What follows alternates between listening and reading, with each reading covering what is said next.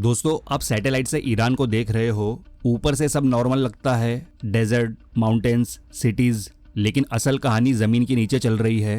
Kilometres लंबी tunnels, अंदर खड़ी मिसाइल्स की लाइंस रेडी, बस एक कमांड का इंतजार। और सबसे शॉकिंग बात, ये सब इतना डीप है कि एनिमी डिटेक्ट भी नहीं कर पाता। ये है ईरान का secret weapon, underground missile cities. Iran एक नॉर्मल कंट्री नहीं है जियोपॉलिटिक्स में। 1979 की इस्लामिक रिवॉल्यूशन के बाद ईरान और वेस्ट के बीच टेंशन स्टार्ट हो गया। फिर सैंक्शंस आए, मिलिट्री रेस्ट्रिक्शंस आए और ईरान को आइसोलेट करने की कोशिश हुई। लेकिन ईरान ने एक इंपॉर्टेंट डिसीजन लिया, अगर हम ओपनली स्ट्रांग नहीं बन सकते तो हम हिडन स्ट्रेंथ बनाएंगे। और यहीं से शुरू होती है अंडरग्राउंड मिलिट्री स्ट्रेटेजी। ईरान के आसपास का रीजन देखो, Israel advanced air force, US bases gulf countries में, सऊदी अरेबिया स्ट्रेटेजिक राइवल, मतलब ईरान लिटरली सराउंडेड है। अगर ईरान अपने मिसाइल ओपन बेसेस पर रखता तो पहले स्ट्राइक में ही डिस्ट्रॉय हो जाते। इसलिए ईरान ने एक अलग अप्रोच ली, हाइड एवरीथिंग अंडरग्राउंड। ये सिर्फ सेफ्टी नहीं है, ये सर्वाइवल का कोर प्लान है। ईरान के मिसाइल सिटीज कोई एक बेस नहीं है,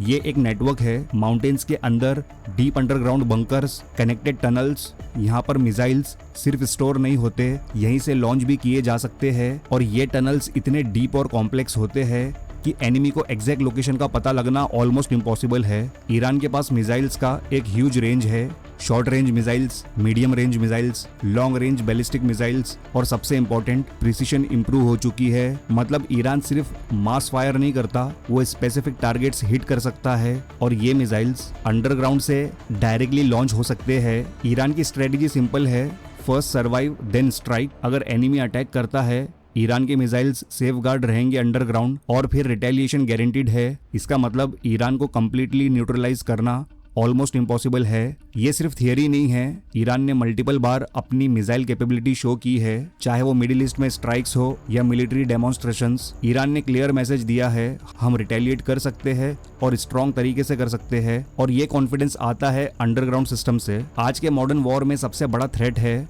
एयर स्ट्राइक्स। एनिमी आपके बेसेस डिटेक्ट करता है और फिर प्रिसिशन बॉम्ब से डिस्ट्रॉय कर देता है। लेकिन अगर बेस ही अंडरग्राउंड हो तो एयर स्ट्राइक्स का इम्पैक्ट लिमिटेड हो जाता है। और अगर टनल्स मल्टीपल एग्जिट्स के साथ हो तो मिसाइल लॉन्च करना और भी इजी हो जाता है। ईरान सिर्फ मिसाइल्स पर डिपेंड नहीं करता, उनके ग्राउंड बेसेस में radar systems, command centres, storage units, launch platforms सब इंटीग्रेटेड होते हैं। मतलब ये एक कंप्लीट अंडरग्राउंड मिलिट्री इकोसिस्टम है। ईरान की मिसाइल स्ट्रेटेजी ने एक चीज चेंज कर दी, डेटरेंस। डेटरेंस का मतलब सिंपल है, अटैक मत करो वरना हैवी रिस्पांस मिलेगा। और ईरान के केस में ये थ्रेट रियल है, इसीलिए इवन पावरफुल कंट्रीज भी डायरेक्ट वॉर से पहले 10 बार सोचते हैं। यूएस के पास दुनिया की स्ट्रॉन्गेस्ट मिलिट्री है, लेकिन ईरान के केस में प्रॉब्लम क्या है? Geography plus underground network. अगर यूएस स्ट्राइक्स करता है, सब टारगेट्स डिस्ट्रॉय नहीं कर सकता और ईरान के पास इनफ मिसाइल्स है रिटेलिएशन के लिए। इसीलिए डायरेक्ट इन्वेजन एक्सट्रीमली रिस्की है। अब एक डिटेल्ड सीन इमेजिन करो, रात का टाइम है, सैटेलाइट्स स्पेस में ईरान के ऊपर मॉनिटरिंग कर रहे हैं, सब कुछ नॉर्मल लग रहा है। फिर एक सडन एस्केलेशन होती है, एनिमी डिसाइड करता है अब स्ट्राइक करना ही पड़ेगा। 100 क्रूज मिसाइल्स लॉन्च होते हैं, फाइटर जेट्स बॉर्डर क्रॉस करते हैं और ईरान के अननोन बेसेस पर प्रिसिशन स्ट्राइक्स किए जाते हैं। कुछ एयरबेसेस हिट होते हैं, कुछ रडार सिस्टम्स टेम्पोररीली डिसेबल हो जाते हैं। एनिमी को लगता है मिशन सक्सेसफुल, लेकिन असली गेम अभी स्टार्ट ही हुआ है। जमीन के नीचे डीप टनल्स के अंदर कमांड सेंटर्स फुल्ली एक्टिव होते हैं। ऑफिसर्स कामली स्क्रीन्स देख रहे होते हैं, उन्हें पता है ये फर्स्ट स्ट्राइक एक्सपेक्टेड था। और फिर एक ऑर्डर पास होता है, फेज 2 इनिशिएट करो। माउंटेन्स के अंदर हिडन डोर्स स्लोली ओपन होने लगते हैं। मैसिव स्टील गेट्स जो सैटेलाइट से भी इनविजिबल थे अंदर से स्लाइड होते हैं। लॉन्च प्लेटफॉर्म्स एक्टिवेट हो जाते हैं, मिसाइल्स रेडी पोजीशन में आ जाते हैं और फिर एक के बाद एक इग्निशन। ब्राइट फ्लेम्स टनल्स के अंदर से बाहर निकलती है और बैलिस्टिक मिसाइल्स स्काई की तरफ शूट करते हैं। एक नहीं, दो नहीं, डजन्स, फिर हंड्रेड्स। एनिमी के रडार सडनली ओवरलोड हो जाते हैं, उन्हें समझ ही नहीं आता इतने मिसाइल्स आए कहां से, क्योंकि जो विजिबल बेसेस थे वो तो पहले ही हिट हो चुके थे, लेकिन हिडन मिसाइल सिटीज अनटच्ड थे। अब एनिमी को 2 प्रॉब्लम्स फेस करनी पड़ती है, इनकमिंग मिसाइल्स को इंटरसेप्ट करो और नेक्स्ट वेव के लिए प्रिपेयर करो। लेकिन जब एक साथ इतने टारगेट्स आते हैं तो interception rate automatically automatically drop हो जाता है। कुछ मिसाइल इंटरसेप्ट होते हैं लेकिन काफी अपने टारगेट्स तक पहुंच जाते हैं। स्ट्रेटेजिक बेसेस हिट होने लगते हैं, ऑयल फैसिलिटीज डैमेज होती है, मिलिट्री इंस्टॉलेशंस पर इंपैक्ट पड़ता है और सबसे बड़ा इफेक्ट साइकोलॉजिकल शॉक। एनिमी को रियलाइज होता है ईरान को एक स्ट्राइक में न्यूट्रलाइज करना इम्पॉसिबल है और यही ईरान का रियल एडवांटेज है। वॉर सिर्फ वेपन्स का नहीं होता, माइंडसेट का भी होता है और जब एनिमी को पता चल जाए कि सामने वाला इजीली ब्रेक नहीं होगा तो पूरा कैलकुलेशन चेंज हो जाता है। इसीलिए ईरान के अंडरग्राउंड स्ट्रेटेजी को इतना इंपॉर्टेंस दिया है क्योंकि ये सिर्फ डिफेंस नहीं, एक स्ट्रॉन्ग मैसेज है। हम पर अटैक करना इजी नहीं है और सरवाइव करना गारंटीड है।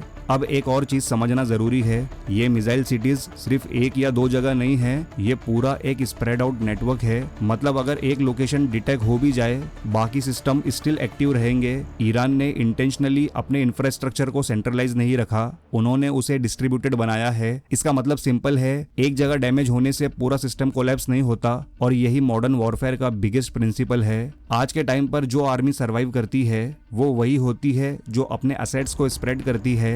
ईरान ने इसी कंसेप्ट को परफेक्ट तरीके से अप्लाई किया। दूसरी इंपॉर्टेंट चीज मोबिलिटी। कई रिपोर्ट सजेस्ट करती है कि ईरान के पास मोबाइल लॉन्चर्स भी है जो टनल के अंदर मूव कर सकते हैं। मतलब एनिमी को एग्जैक्ट लॉन्च पॉइंट का पता लगाना और भी मुश्किल हो जाता है और जब लॉन्च पॉइंट अनप्रेडिक्टेबल हो इंटरसेप्शन और भी टफ हो जाता है। तीसरी चीज रिडंडेंसी। अगर एक टनल ब्लॉक हो जाए तो अल्टरनेट रूट्स अवेलेबल होते हैं। अगर एक कमांड सेंटर डैमेज हो जाए तो बैकअप सिस्टम इमीडिएटली एक्टिव हो जाता है, यानी सिस्टम एक बार नहीं मल्टीपल लेयर्स में सर्वाइव करता है। और सबसे बड़ा advantage time. Underground systems Iran को टाइम देते हैं एनिमी स्ट्राइक के बाद भी।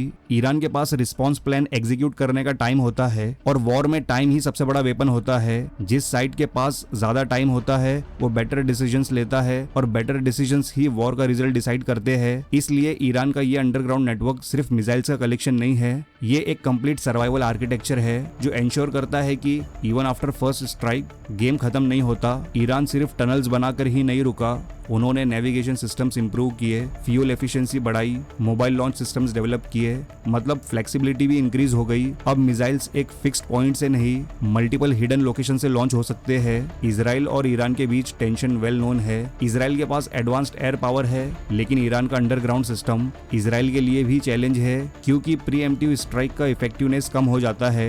इंडिया के लिए इसमें एक क्लियर लेसन है, डिफेंस सिर्फ वेपन से नहीं स्ट्रेटेजी से होता है। इंडिया भी अपने मिसाइल सिस्टम्स और बंकर्स डेवलप कर रहा है और फ्यूचर वॉर्स में अंडरग्राउंड इंफ्रास्ट्रक्चर का इंपॉर्टेंस और बढ़ेगा। आज का वॉर सिर्फ विजिबल नहीं होता, जो दिख रहा है वो सिर्फ हाफ पिक्चर है। रियल पावर जमीन के नीचे हिडन होती है। ईरान ने ये समझ लिया है और इसीलिए वो अपनी सर्वाइवल और रिटेलिएशन कैपेबिलिटी को नेक्स्ट लेवल पर ले गया है। फ्यूचर वॉर्स में जीत उनकी होगी जो सिर्फ स्ट्रॉन्ग नहीं बल्कि स्मार्ट और हिडन भी होंगे। तो दोस्तों इस बारे में आपकी क्या राय है नीचे कमेंट सेक्शन में जरूर बताएं और ये वीडियो अच्छा लगा हो तो लाइक और शेयर जरूर करना और अगर इस चैनल पर पहली बार आए हो तो वर्ल्ड डायनामिक्स को सब्सक्राइब जरूर करें ऐसी ही जियोपॉलिटिकल वीडियोस की नोटिफिकेशंस पहले पाने के लिए। तो मिलते हैं नेक्स्ट वीडियो में एक नए टॉपिक के साथ। Good bye.